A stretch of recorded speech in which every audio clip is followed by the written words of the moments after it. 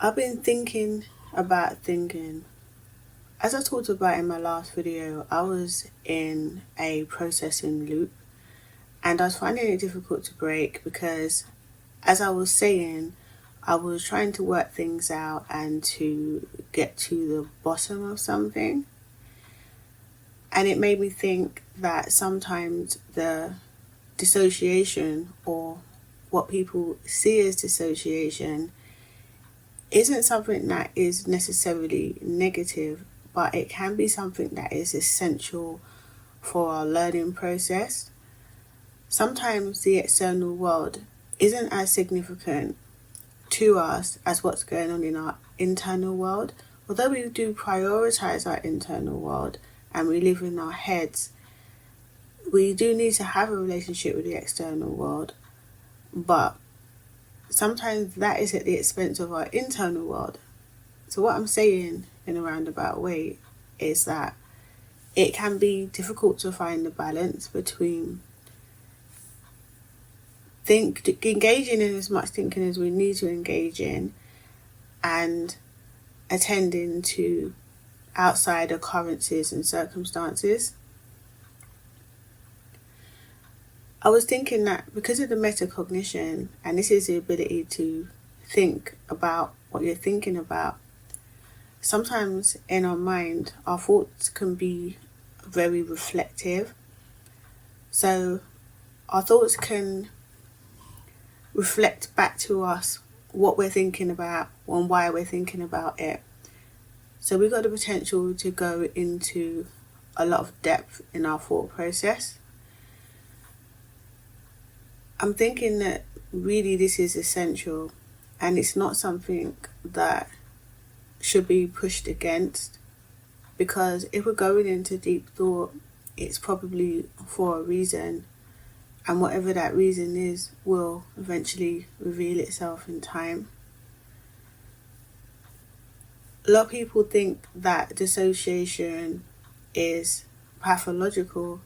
However, if it's serving a purpose of disconnecting us from the outside world so that we can turn our focus within for a constructive purpose, then that means that dissociation serves a function and isn't necessarily something that we'd want to change.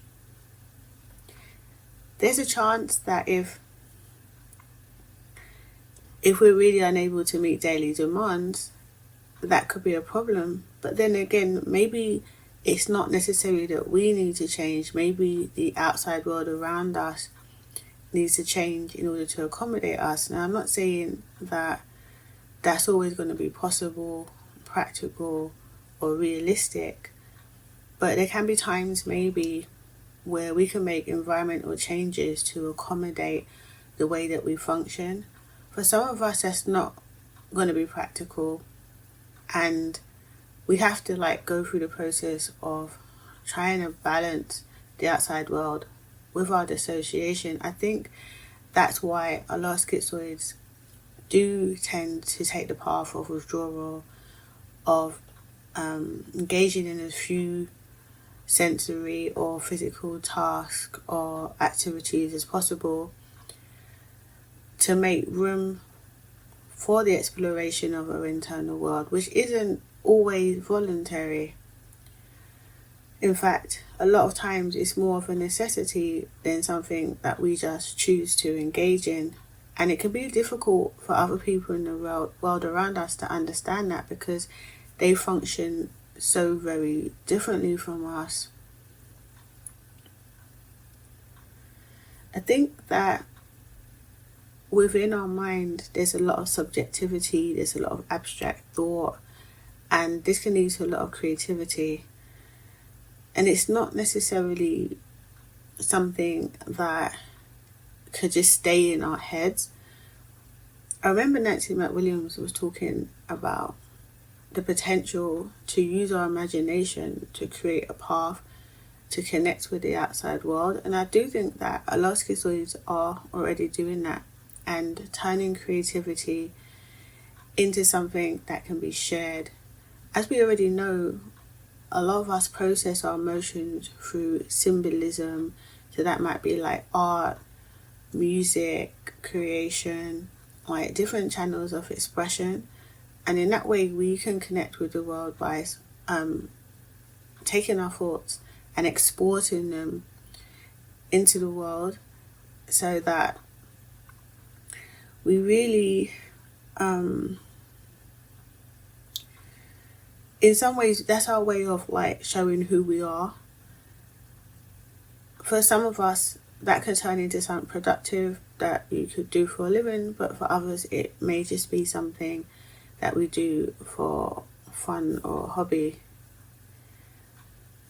I think that our perceptions of the world can be quite different because we can think of the world in symbolic terms, through metaphor, and this can mean that we don't always get the understanding that maybe we require to form connections. For a lot of us, we're not really geared up for forming connections anyway, unless it's on like a psychological level. So it's not necessarily that we want to make connections, but our individuality can often obscure us from making connections anyway.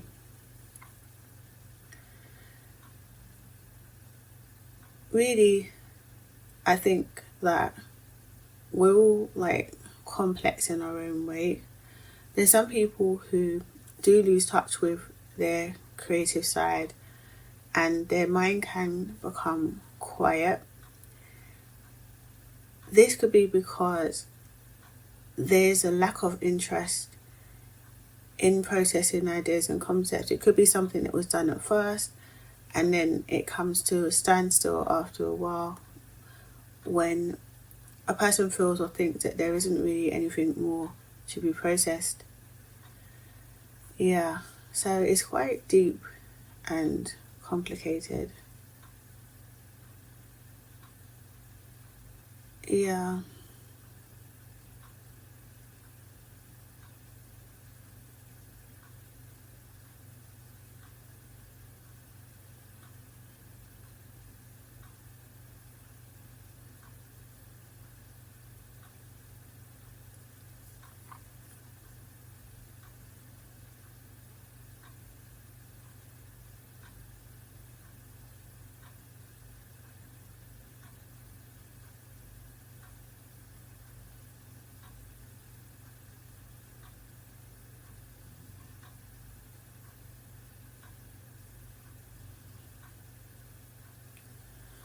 Personally, I find that focusing on symbols, sometimes drawing symbols, painting symbols, thinking about symbols, translating the world through symbols, is a good way to communicate my thoughts, even to myself. And in some ways, it creates like a language of its own, and it's like the language of artistry.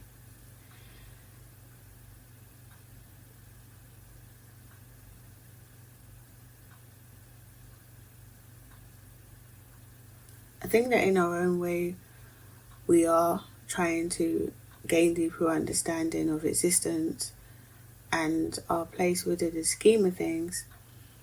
And I think there's a lot of positive things to come out of the schizoid mind. So the main point of this video was to say that, yeah, we can have different forms of perception. We can be abstract. We can engage in thoughts that reflect in on themselves. We have metacognition, and sometimes that can mean that we can get really deeply immersed in our own world and not have balance with the external world. However, there's usually some sort of existential purpose attached to that. And yeah, I'm going to be back with some more content in future. So just checking in after coming out of a deep rabbit hole and thinking about thinking and finding purpose in thinking as well, at least from my own point of view. So I'll see you in the next video.